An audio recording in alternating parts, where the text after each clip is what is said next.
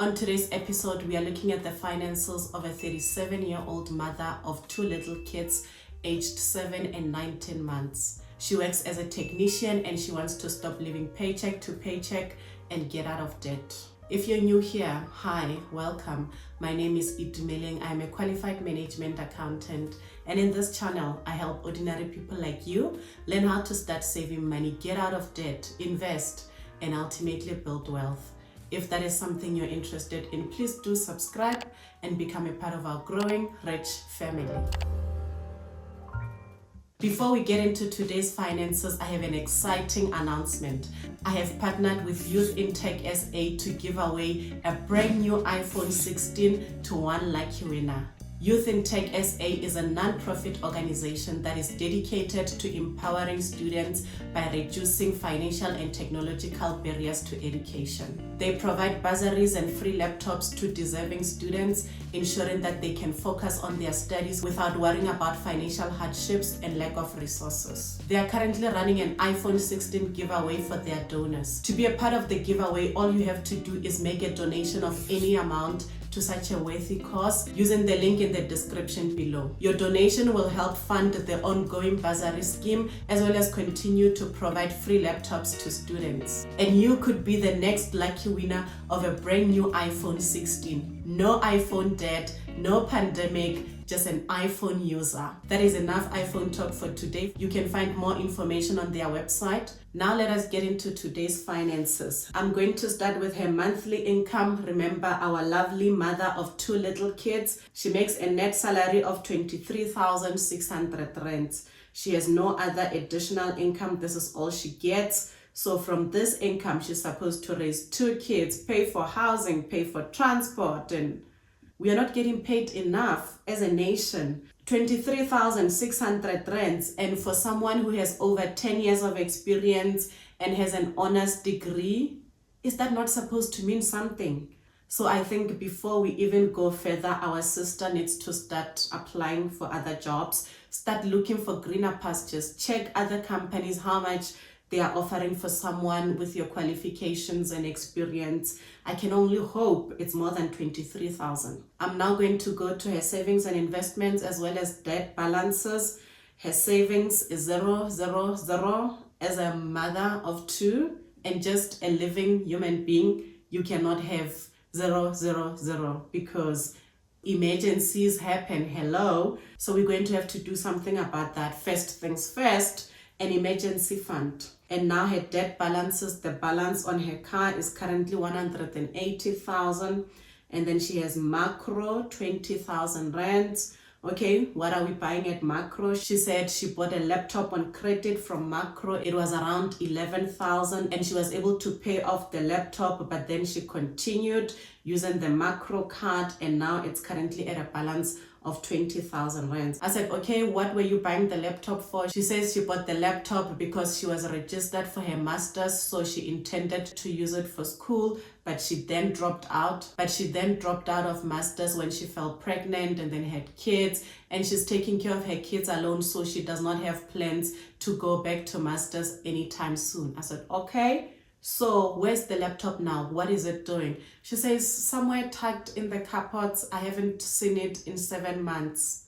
Okay, that's a good thing that the laptop is still alive, is still amongst us, and we are not using it. Why not sell it? You don't plan on doing your master's anytime soon. You have this laptop that you're not using. You have no money. For me, it's simple. The laptop has to go. Then your finances will be much healthier and you can hopefully buy it cash this time. So go sell that laptop. You can put it up on Facebook Marketplace. You can go to Cash Crusaders, see how much they're willing to take it for. And then whatever proceeds we get from the sale of the laptop, immediately we put into our emergency fund. Let's say maybe it's 5,000 rands. We can take that money, put it in our emergency fund. And just like that, magically, you can no longer say my savings are 000.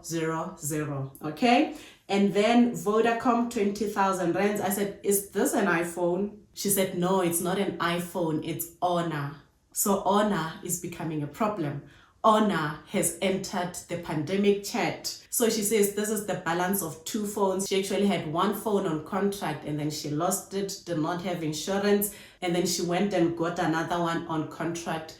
They gave it to her again. These honor people are not so honorable, because why are they doing this to our sister? Why didn't they tell her no? So that 20,000 for Vodacom is for 2 honors, 2 honor phones. And then university, 6,000 rands. This is for when she was registered for masters and then she dropped out. She currently has a balance of 6,000 rands. And then Lancet, 4,000 rands. She says this was when she gave birth and they ran some tests on her baby that were not covered by her medical aid. So she owes them that balance of 4,000 rands. And then she owes SARS 4,000 rands.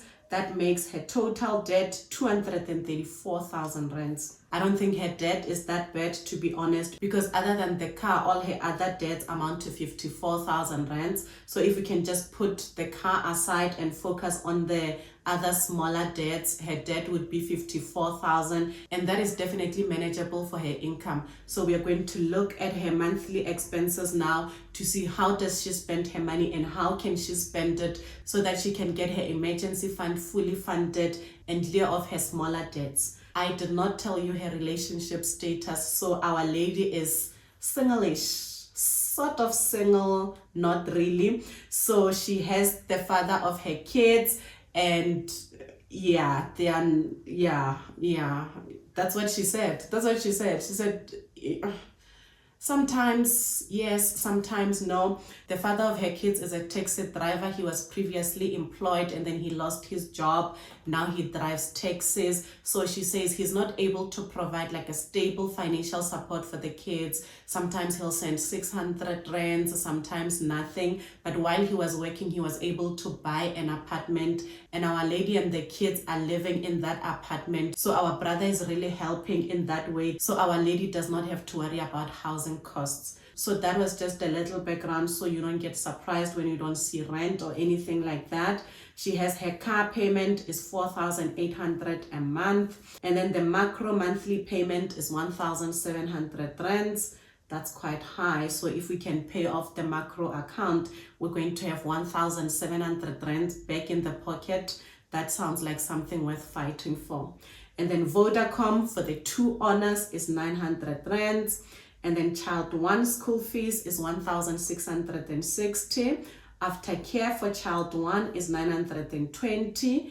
And then child 2 daycare is 2,550 rands. Initially, when I saw the school fees, I thought they were quite high. And then as I looked at her finances, I realized that the school fees look like they're high because we have macro, we have Vodacom that we are paying. If it wasn't for all those, it would probably not look that bad because it's around 22% of her income for 2 kids. But now, because we are in debt, we have no savings, that does seem high to me. So I asked her, I said, okay, currently because we don't have savings, we are in debt, we are living hand to mouth, we have no money for emergencies, we need to look at ways we can reduce the cost of school fees. Tell me, are the kids in the same school? She said, no ma'am, they're in 2 different schools. So one way of reducing the school fees is to take child 2 to the primary school where the older sister goes. A lot of schools have sibling discounts that she can benefit from.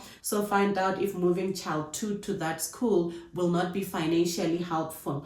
Another thing you could do is consider moving child's 1 aftercare to child's 2 daycare because the schools are not that far from each other. She actually says the daycare has a free transport where they go to child's 1 school and pick up some other kids for aftercare. Okay, so there are currently other learners that move from child's 1 school to child's 2 daycare to have their aftercare there. Ask yourself why. Why are they doing that? There must be something beneficial that the parents are looking for. So find out and see if you cannot save some money. Another thing about moving child 1 to child 2 daycare for aftercare is you have an upper hand. You already have your other child here in their daycare. So you have a place to negotiate from. Tell them I only have 600 rands, for aftercare, because as you guys can see, child's 2 daycare is already a bit steep for me. I'm a single mom, single-ish. I'm a single mom, and if my finances continue to be the way they are, I might even have to just take child 2 and stay home with them. Yeah. Make up a story.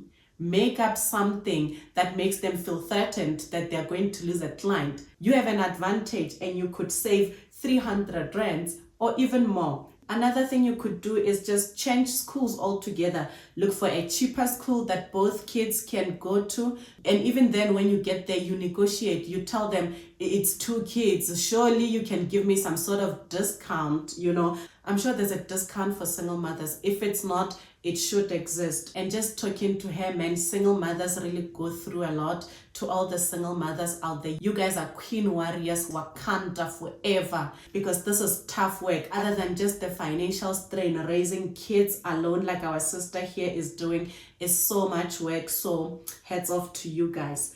And then she has diapers, 1,000 rands, formula, 1,000 rands. So diapers and formula is another area where mothers struggle financially. I actually had someone on Instagram reach out to me saying, how can I save money when I buy diapers? And diapers alone are just 2,000 rands. I'm a mother of 2. My son just recently got off diapers, thank God. But while he was still on diapers, I've never ever bought them on full price. All the savvy mothers know that diapers are always on sale. Formula, on the other hand, never. You'll never find formula on special. But for diapers, there's always a special, especially towards month end. And when there's a special, make sure that you stock up. Stock up for 2-3 months. That way you're getting more diapers for less price. And you might ask, well, how am I going to get the extra money to fund the diaper stockpile? Okay, what you can do, look through your trolley. There is a 2-liter Coke there. Toss it aside. The chocolate, let it go. The Zimbas, let them go. The Pringles, put them aside. And know that this month we are focusing on building a buffer stock for the diapers. That is going to make a huge change in your finances. Imagine a month where you don't have to buy diapers. You're going to feel like you got a raise, because buying diapers month to month is just financial suicide. So try that. Try to stock up on diapers when there's a special. Even if you can just afford to buy for 2 months, that 1 month when you're not buying diapers really goes a long way. And then groceries and lunchbox is 4,000 rands. She says she makes lunchbox for the 19-month-old child. I said, daycares usually provide meals, don't they? She said, oh no, they do. They do provide meals. I don't trust them. I don't trust them to feed my child. So I always make an extra lunchbox for her. Okay, keep talking. Tell me about that. She says, these people, these daycare people, sometimes they'll tell you that they give their child porridge, but ma'am, what if they don't? So me, I'm always a step ahead of them, and I prepare nice lunch for my kid, and I put a nice fruit there, and my kid can carry it to school, and that gives me so much peace of mind, because I'm not comfortable with my kid just going to school without food. You're a victim. There we go, CSI. I hate to add to your anxiety and worry, but what if the teachers eat her lunchbox that you make? Because what teacher is going to allow your kid to be eating an apple when we are having oranges on that day? Your kid is going to be standalone there eating an apple. You think a teacher would allow that? No, the teacher is going to take that apple and eat it. Problem solved for the whole school. So now here you are, adding to your burdens. You wake up extra early so you can prepare lunch for someone that gets lunch at school, and extra money that we don't have towards something we already paid for at the daycare because you are uncomfortable. You're going to have to find something to be uncomfortable about, not the lunchbox, because I'm telling you, you bringing lunchbox is just making you a little bit better. But in practice, if you were to think about it, if you were to worry about it more, now worry about the teacher eating the lunch. So stop it. If you cannot trust the daycare to feed your child like they said they would, then find another daycare that you can trust. If you cannot trust anyone, then stay home and feed your child. I'm serious. No, we're gonna cut the lunchbox and be able to save around 500 rands. She says she spends around 500 rands on the lunchbox. She said, oh, maybe what I can do is try to feed the child in the morning. You can do that if that makes you feel better. But I don't know what child is able to swallow at 6 a.m. But if that makes you less uncomfortable and it reduces these groceries to 3.5, kumbaya. Petrol 1,000 rands, electricity 800 rands, and then data 250 rands, and then hair for child 1 230 rands. She said child 1 has really long hair that she's unable to manage at home. Okay, nice save. And then her hair 500 rands. It's fine, she can do her hair, continue to do this hair for 500 rands, it's okay. And then her nails, 450 rands. She said, you know, ma'am, I was never that lady that used to do her nails. I just never did my nails. But this year I started doing my nails and I've been loving it. You know, it makes me feel like a woman. That's good. That's nice that, you know, you feel like a lady. It's a good thing, you know, to have that kind of confidence, to be like, I feel like a woman, but you're going to have to stop doing these nails and you're going to have to reverse and go back to feeling like a man. I don't know if you were feeling like a man before, for you to say now you feel like a woman. The nails, 450 rands, we're getting all of it back. Okay? You're going to have to find other things that are going to make you feel like a woman. For example, being out of debt, having an emergency fund is very, very ladylike. It's very feminine. It's going to make you feel like a woman. So the 450 for nails out here, feeling like a lady when you don't have an emergency fund, is a no. Good for you for putting that in the budget. Now we can cancel it and put it towards the emergency fund. Put it towards reducing your debt. I promise you're going to feel so much better than nails. You have your hair. Let the hair do something. Let the hair make you feel like a lady, because the nails, no more. And then eating out is 800 rands. We're gonna cut that in half. Your eating out budget will now be 400 rands, because we don't have an emergency fund. We have to reduce some of our debts and free our income going forward. This eating out budget is now 400 rands, and I know that's realistic because it's 100 rands a week. So every week, once a week, you guys can go to KFC, get bucket for one, get streetwise 2 pap, streetwise 2 chips, and the kids are happy. They've eaten takeouts. Quit going to spare for some time, and that 400 rands can go towards your emergency fund, can go towards paying extra on your debts. Now her total expenses are 22,560 rands.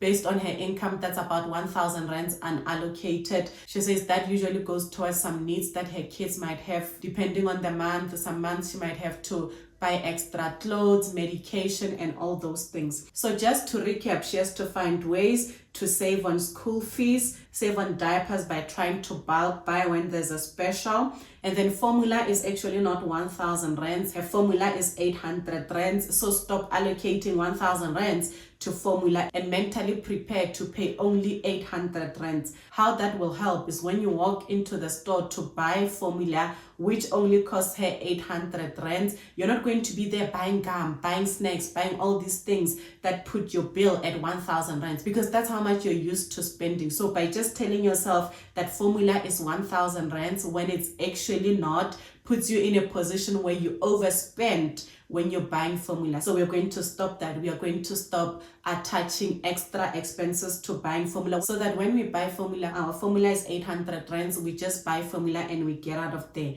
No buying snacks and sweets during that time. So the 200 rands that we were just losing when buying formula, that we're gonna get back. And then she's going to have to do something about the lunch that she's making for a kid that gets lunch at the daycare. And we are going to get 500 rands back from that exercise. So already now we have 700 rands. And then she's going to stop doing her nails altogether for some time. We're going to get the whole 450 back. And then when we add the 450 to the 700 rands, so far we are able to get back 1,150 rands. And then we're going to add the 400 rands for eating out. In total, she should be able to get back 1,550 rands. The diapers and the formula, the baby is slowly getting off those. She says the toddler is currently getting potty trained at daycare, and she plans on getting the child off the formula when she turns 2, so that extra 2,000 rands will really help the situation. But as you can see, there's not a lot of money currently to go around, and that's because of the macro and the Vodacom. Once we can pay off macro and the Vodacom debt, the money that will be available for her to save and invest will really improve, but it's going to take some time until she's completely free from those. So I said, what can you do in the meantime to get an extra income? I don't mean to be funny. I know you're a single mom. I know you already have a lot on your plate, but can you think of anything? She says she was selling perfumes online and then her account got hacked and she just gave up. She was really demotivated. Okay, you have a new thing to motivate you now. If you want to be able to do your nails, then go back to selling the perfumes. I mean, it's something that you've done before, tried and tested. You had your customers. So just go back, please try again. You cannot give up. You cannot afford to give up. You cannot even say you are demotivated. Go be motivated again. We have 2 kids to raise and we have very little money. So now she's gonna go back to selling perfumes, and that extra income injection will really help her pay off all these debts faster and be more in control of her finances again. You will be surprised what an extra 500 rands can do to your finances. I wish our lady all the best. She's really such a great mother, and I hope things work out for her. That is all I had for you today. I really hope you found value in this episode. If you haven't already, please like, comment, and share this video with your friends. Subscribe if you haven't already. I will see you guys in the next one. Until then, I hope you have a rich day.